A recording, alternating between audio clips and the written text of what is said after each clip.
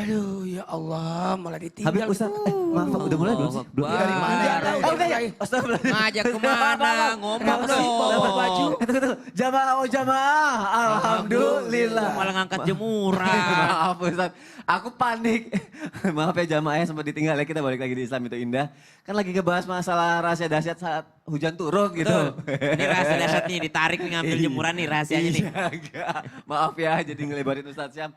Ustaz Maulana, Habib panik. Soalnya ada hujan es sama angin kencang.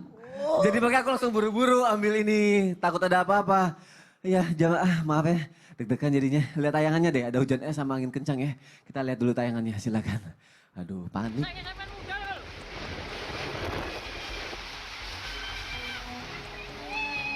Terjangan angin puting beliung ini terjadi sekitar pukul 3 sore.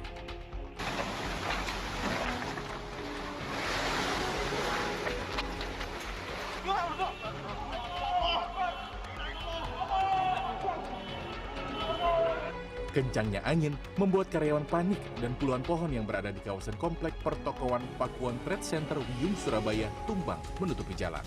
Selain hujan deras dan angin kencang, Surabaya juga dilanda hujan es hingga sebesar kelereng. Akibatnya, pohon tumbang menimpa atap balai RT dan melintang di tengah jalan. Tak hanya itu, angin kencang juga menyebabkan sejumlah rumah warga porak-poranda. Itu loh makanya kenapa aku bilang aku panik. Ada hujan es sama angin kencang kayak gitu. Jadi aku buru-buru tadi. Perasaan gitu. waktu kita kabur udah jadi es krim. Ya, enak dong. Nanti kalau misalnya ada berita-berita lagi standby ya. Nanti aku takut minta bantuan. Standby. Habib, abis takut Bib kalau ada yang kayak gini-gini Bib. Makanya kan kalau hujan turun sampai akhirnya ada bencana apa segala macam banjir apa.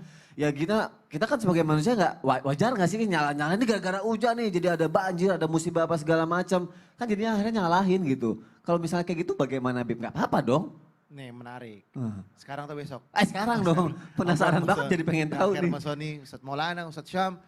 Bismillahirrahmanirrahim. Allahumma salli ala Sayyidina Muhammad wa ala ali Sayyidina Muhammad. Sekali lagi, kita tidak boleh menyalahkan hujan. Hujan adalah makhluknya Allah. Kenapa makhluknya Allah? Selain daripada Allah adalah makhluknya. Allah Tuhan.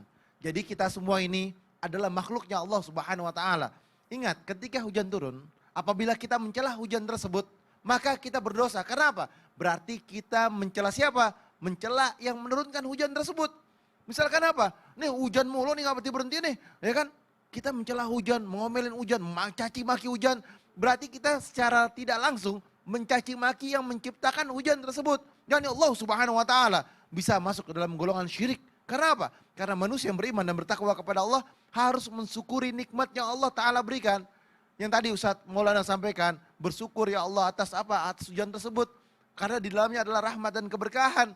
Oleh karena itu, manusia yang pintar adalah mereka yang mengerti dan memahami qudar Allah Subhanahu wa taala. Dan juga kita nggak boleh mencaci maki tersebut.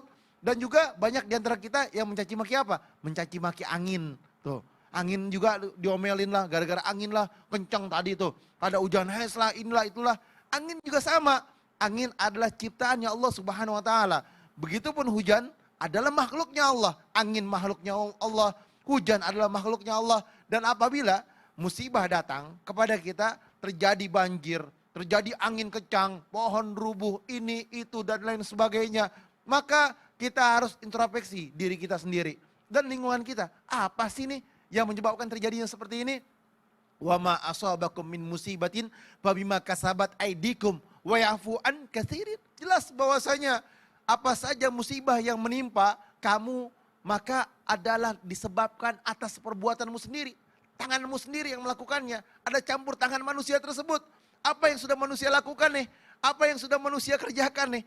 Maka sebab terjadinya manusia melakukan tersebut menjadi sebuah kerusakan dan timbullah sebuah apa? Sebuah bencana dan lain sebagainya. Dan Allah Subhanahu wa taala memaafkan setiap hamba-hambanya daripada kesalahannya, taubat, minta ampunan kepada Allah, mendekatkan diri kepada Allah. Jadilah manusia yang bersyukur atas nikmat Allah Subhanahu wa taala. Jadilah hamba yang mengerti dan memahami bahwasanya wa ma asabakum min musibatin illa biiznillah. Ma asaba min musibatin illa biiznillah. Setiap sebab musibah yang terjadi di muka bumi ini adalah dengan izinnya Allah Subhanahu wa taala, dengan kehendaknya Allah Subhanahu wa taala.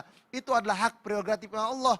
kalau kita sebagai hamba harus bertobat minta ampunan. Kalau kita banyak dosanya. Dan juga kita bisa mengambil hikmah dari setiap musibah yang terjadi. Misalkan terjadi banjir, terjadi apapun itu. Maka mungkin ini adalah penebus dosa. Ya Allah, mungkin daerah saya terkena banjir. Mungkin ingat, oh daerah sini maksiatnya banyak. Mungkin saya juga pelaku maksiat. Ya Allah, ingat bahwasanya saya bertobat minta ampunan kepadamu ya Allah. Mungkin ini penebus dosa kita. Dan juga apa? Dan juga kita sebagai hamba harus bisa mengerti bahwasanya apa? Hujan semuanya itu adalah makhluknya Allah yang Allah kehendaki, dengan kehendaknya terjadilah sebuah bencana, wabah, musibah dengan kehendaknya Allah. Kudrat dan iradatnya Allah Subhanahu wa taala. Kalau Allah sudah berkehendak dengan kehendaknya, maka terjadi. Tidak ada bisa manusia yang menghalanginya. Oleh karena itu, ingat Allah, ingat Allah, ingat Allah. Masya Allah, ingat Allah terus ya Bib ya. Berarti kita harus introspeksi diri juga ya kenapa itu terjadi. Mungkin karena dosa kita atau mungkin kayak kelalaian kita juga ya. Dia buang sampah sembarangan juga. Introspeksi ke diri sendiri ya. Terima kasih Habib Usman untuk penjelasannya.